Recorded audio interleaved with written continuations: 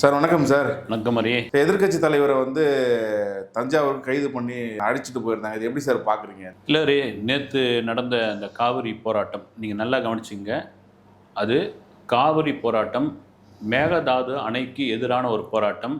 குறிப்பாக டெல்டா விவசாயிகளுக்கு ஒரு ஆதரவான போராட்டம். அது எதிர்க்கட்சி திமுக நடத்திய அந்த ஆர்ப்பாட்டத்தினுடைய தலைமை தாங்கியவர் எதிர்க்கட்சி தலைவரும் திமுகவினுடைய இளைஞரணியினுடைய நம்பிக்கை நட்சத்திரமான உதயநிதி ஸ்டாலின். ரொம்ப சென்சிட்டிவான மேட்ரு. நீங்கள் காலகாலமாக கிட்டத்தட்ட தமிழக கர்நாடக அரசியல் ரொம்ப காலமாக இந்த பிரச்சனை தீர்க்க முடியாத பிரச்சனையாக இது போய்கிட்டே இருக்குது. அனுமார் வால் மாதிரி நீண்டுக்கிட்டே இருக்குது.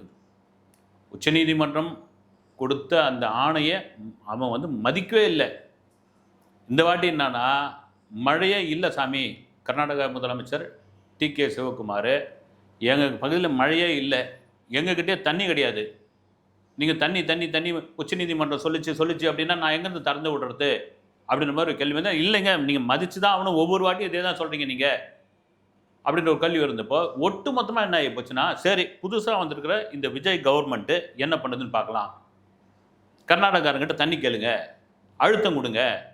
உச்சநீதிமன்றத்தை மதிக்க மாட்டேன்றாங்க. காவிரி மேலாண்மை குழு அவங்க துட்சமாக மதிக்கிறாங்க. ஒவ்வொரு வாட்டியும் போய் தண்ணிக்கு அவங்ககிட்ட கெஞ்ச வேண்டியதாக இருக்குது.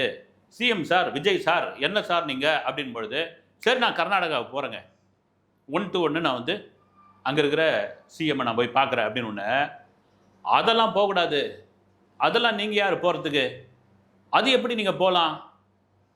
அவன் சுப்ரீம் கோர்ட்டையே மதிக்காத இடத்துல நீங்கள் ஏன் போகிறீங்க?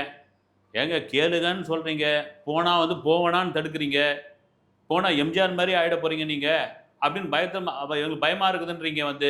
அப்போ என்னதான் அவங்க பிரச்சனை அப்படின்னா, அவரே அந்த கர்நாடக முதலமைச்சரே சொல்லிட்டாரு, விஜய் ரொம்ப துணிச்சலானவர், அரசியல் புதியவர் தான், ஆனால் கரெக்டான ஒரு ஆட்சி பண்ணிகிட்டு இருக்காரு, என்னுடைய நண்பராக அவர் தற்சமயத்துக்கு வர வேணாம், நம்ம சந்திப்பு இன்னொரு நாள் இருக்கட்டும்னு சொல்லியாச்சு. ஆனால் ஒவ்வொரு வாட்டியும் இந்த தமிழகத்தை காப்பாற்றுவது வருண பகவான் தான். வருண பகவான் என்னன்னா, நான் தண்ணியே விட மாட்டேன், ஒரு சொட்டு தண்ணி விட மாட்டேன் அங்கன்னு எல்லாரும், இந்த வாட்டல் நாகராஜா, அந்த நாகராஜா, இந்த நாகராஜா, எல்லாரும் அமக்கலம் பண்ணாங்க. போட்டு பொத்துன்னு பொத்திக்கிட்டு இருக்கு மழை. இப்போ வினாடிக்கு 3500 கன அடி தண்ணி விடுப்பான்னா 30,000 கன அடி தண்ணி கபினை அணையிலேருந்து பிச்சுன்னு ஓடுது. இது சேர்ந்துருச்சு காவிரி பகுதியில். நேற்று வந்திருந்தா ஆடி 18க்கு வந்திருக்கும். அதை தான் உதயநிதி முன் வச்சு சொல்லியிருந்தார். அது ரொம்ப காமெடியாக இருந்தது. ஆடி 18 ஆடி பெருக்கு, தண்ணியே இருக்கிறையும் தண்ணியே இல்லாமல் இந்த மக்கள் இருக்காங்க பாருங்க, இதே எங்கள் ஆட்சியாக இருந்தா அப்படின்னு ஒரு இது சொன்னார். உங்கள் ஆட்சியாக இருந்தாங்கன்னாங்க. ஏங்க, மழை பெய்யறது வருண பகவானுக்கு இந்த ஆட்சி அந்த ஆட்சி நான் தெரியும். உங்கள் ஆட்சியாக இருந்தால் என்ன பண்ணுவீங்க? நீங்கள் சண்டை போட்டு காவிரி கொண்டு வந்துடுவீங்களா? இதுக்கு முன்னே கொண்டு வந்துட்டீங்களா? இதை காவிரி நீர் போராட்டத்தை தாண்டி விஜய்க்கு எதிரான போராட்டம், தாவேக அரசுக்கு எதிரான போராட்டம், இந்த காண்டோட வெளிப்பாடு, அந்த வன்மத்தோட வெளிப்பாடு, அந்த கோபத்தோட வெளிப்பாடு தான் ஃப்ளோவில் பேசிக்கிட்டே அங்கே தண்ணி வருதோ இல்லையோ அதுக்கு அடுத்த வார்த்தையை நான் பயன்படுத்த விரும்பலை, வேணாம். கீழே திருஷான்னு கத்துனாங்க. அதுதாங்க பேரதிர்ச்சி ஆகிப்போச்சு. ஒரு கட்சியினுடைய தலைவர், ஒரு முக்கிய தலைவர், ஒரு முன்னாள் முதலமைச்சருடைய மகன், ஒரு முன்னாள் துணை முதலமைச்சர், எதிர்க்கட்சி தலைவர், நாளைக்கு சட்டமன்ற கூட்டத்தொடர் இருக்குது, எதிர்க்கட்சியாக நீங்கள் கேள்வி கேட்கணும். அப்படியாப்பட்ட நீங்கள் ஒரு நடிகை சம்மந்தப்பட்டு இரட்டை அர்த்த வசனத்தில் இரட்டை அர்த்த இதில் ஒரு சிஎம் இது பண்ணி நீங்கள் பேசலாமா அப்படின்ற கேள்வியை தான் பல பேர் கண்டனமாக தெரிவித்தாங்க. இன்றைக்கி அதன் பேரில் தான் அவருடைய வீட்டிற்கு, நீலாங்கரையில் உள்ள அந்த வீட்டிற்கு கைது செய்து தஞ்சாவூர் கூட்டு போனாங்க. அதுக்குள்ளே ஒரே அமக்கலாம், ஆர்ப்பாட்டம், பேரிகேட்டை தடுத்து விடுறது, மறியல் பண்ணுறது, ரயில் போக்குவரத்து நிறுத்துறது, அதை பண்ணுறது இதை பண்ணுறதுன்னு ஒரு பக்கம் இவங்க பண்ணிடுவோம். தாவே கவினர் தென் மாவட்டங்களில் இனிப்பு வழங்கிட்டு இருந்தாங்க. அதெல்லாம் மீறி பேசுறது தப்பு தான், பேசுறது தான், தவறு தான். அதனால தான் பார்த்தீங்கன்னா தஞ்சாவூருக்கு இப்போ நம்ம பேசிகிட்டு இருந்த நேரம் சொல்லிட்டாங்க, நீதிபதி கூட சொல்லிட்டாங்க, அவர் ரிமாண்டில் வைக்க வேணாம். தமிழக அரசு சொல்லிட்டாங்க, தாவேக அரசும் எங்களுக்கு அவரை ரிமாண்டில் வைக்கணுன்ற நோக்கமே கிடையாதுங்க. ஆனால் ஒரு பொதுவெளியில் ஒரு முக்கிய போராட்டத்தில் இருக்கும்போது, ஒரு முக்கிய தலைவராக இருக்கும் பொழுது, ஏன்னா நீங்கள் நல்லா கவனிச்சிங்க ஹரி, 2031 விஜய்க்கு டஃப் கொடுக்குறவங்க யார் அப்படின் பொழுது அந்த லிஸ்ட்டில் உதயநிதியும் இருக்கார்.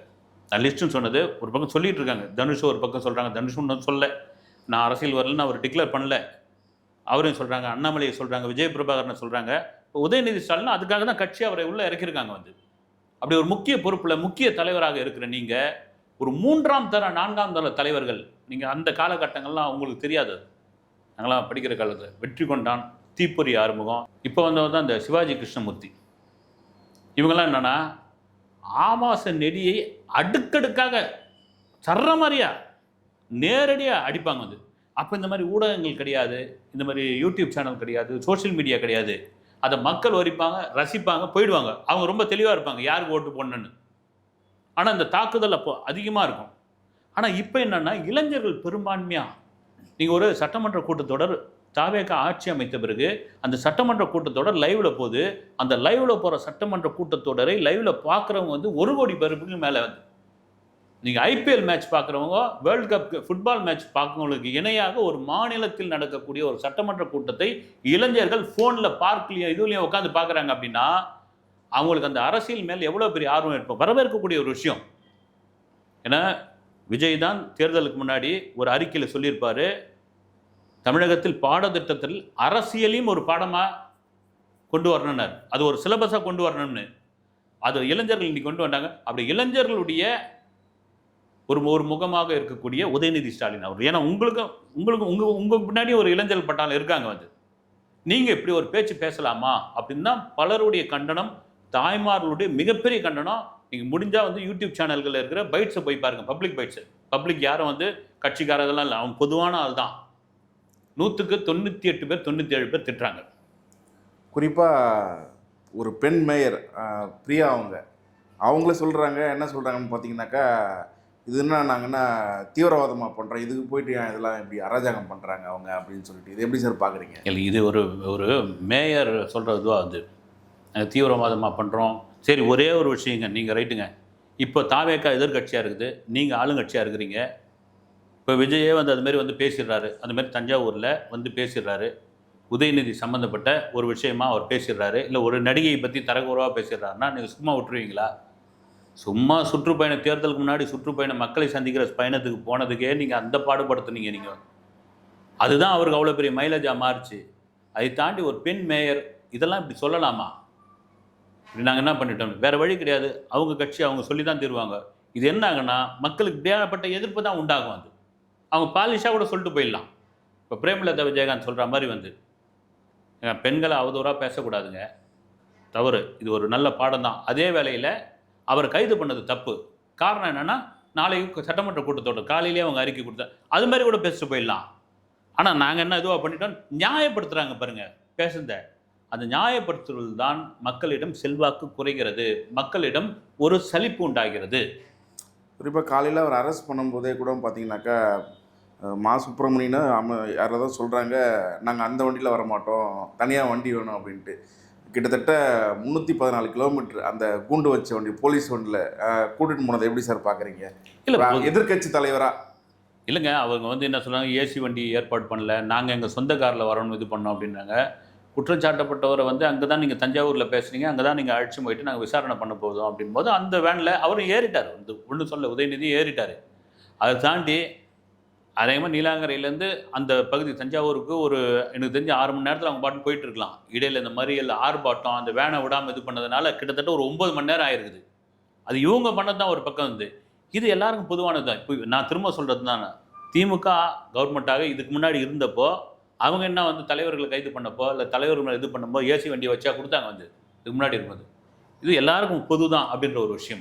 கைதுக்கும் கண்டனம் தெரிவிச்சிருக்காங்க, த்ரிஷாவை பற்றி பேசுனதுக்கு கண்டனம் தெரிவிச்சிருக்காங்க, த்ரிஷாவை பற்றி பேசுனதுக்கு அதிகப்படியான கண்டனம் தெரிவிச்சிருக்காங்க. அதை தான் இப்போ சொல்கிறோம் நம்ம வந்து.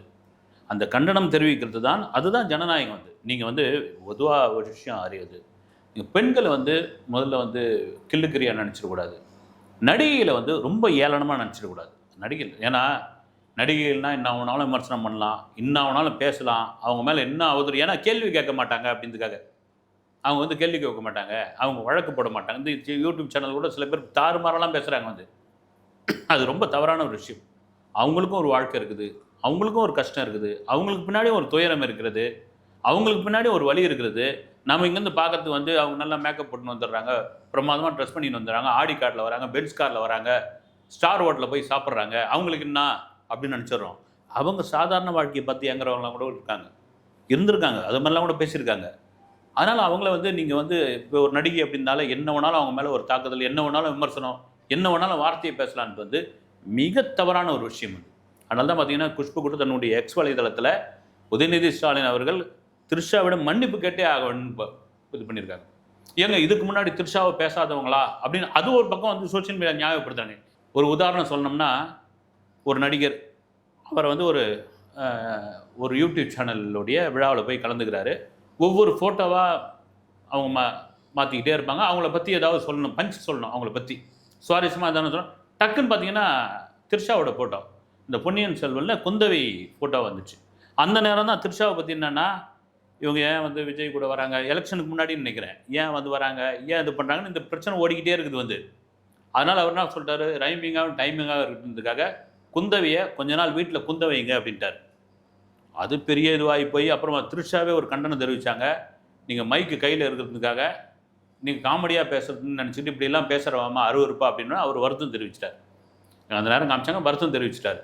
அதே போல் பார்த்தீங்கன்னா தமிழ்நாட்டினுடைய தேசிய கட்சி தலைவர், பிஜேபியினுடைய தலைவர் நயினார் நாகேந்திரன் அவர் வீட்டை விட்டு வெளியே வாங்க விஜய், வீட்டை விட்டு வெளியே வாங்க விஜய் அப்படின்னு சொன்னவர் அடுத்த வார்த்தை த்ரிஷா விட்டு வெளியே வாங்க அப்படின்ட்டார்.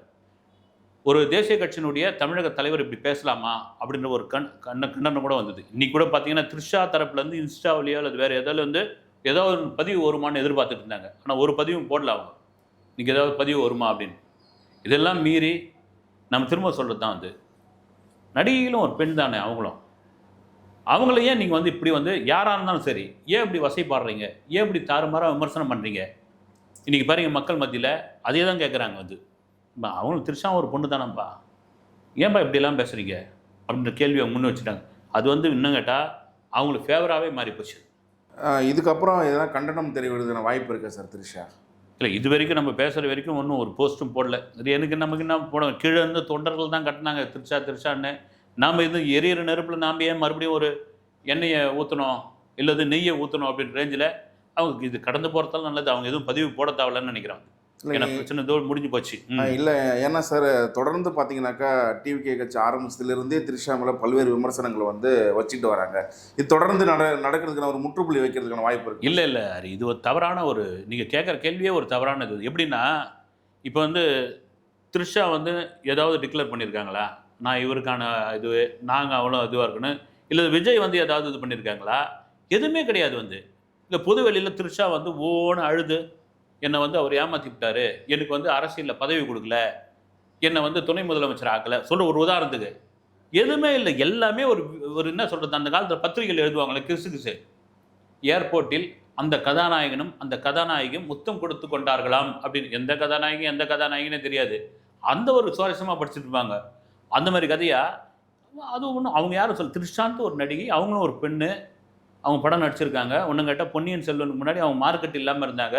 பொன்னியின் செல்வனுக்கு அப்புறம் அவங்க பிக்கப் ஆகிடுச்சு. அவங்களுக்கு லியோ மாதிரியான படங்களில் விஜய் கூட நிறைய படங்கள் நடிச்சிருக்காங்க. அதுக்காக ஜோடியாக நடிச்சதுக்காக எம்ஜிஆர் கூட ஜெயலலிதா அவர்கள் ஜோடியாக நடித்தாங்க. ஜெயலலிதா மீது அப்படியேப்பட்ட விமர்சனங்கள் வச்சாங்க. எம்ஜிஆர் கூட சரோஜா அவர்கள் ஜோடியாக நடிச்சிருந்தாங்க.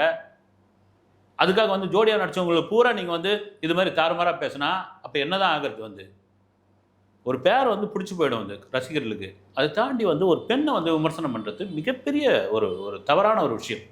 நான் திரும்ப சொல்கிறது தான், அந்த பெண்ணு தப்பே பண்ணியிருக்கட்டம்பா, நீ யார் அதை கேட்கறதுக்கு?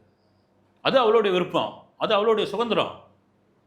அந்த தப்புனால வந்து பொதுமக்களுக்கு ஏதாவது பாதிப்பு ஏற்படுதா, உனக்கு ஏதாவது பாதிப்பு ஏற்படுதா? இல்லை பண்ணிட்டு போட்டோம், நீ யார் அதை விமர்சனம் பண்ணுறதுக்கு? அதுதான் கேள்வி. முன்னாள் முதலமைச்சர் மு.க. ஸ்டாலின் அவர்கள் கூட சொல்லியிருக்காரு, உயர்நீதிமன்றம் கொடுத்த இந்த தீர்ப்பு வந்து பாசித்திற்கு கொடுத்த வந்து பதிலடி அப்படின்னு சொல்லியிருக்காரு. இது எப்படி சார் பார்க்குறீங்க? இல்லை, அவர் சொல்லியிருக்கார் உயர்நீதிமன்றம் என்னன்னா, இது ஏங்க பெரிய பிரச்சனை ஆக்கிட்டு இருக்கீங்க, ரெண்டாவது அவர் வந்து ஒன்றும் சிறையில் அடைக்காதீங்க, விட்டுருங்க அப்படின்ட்டாங்க. தமிழக அரசாக தான் சொல்லிட்டாங்க.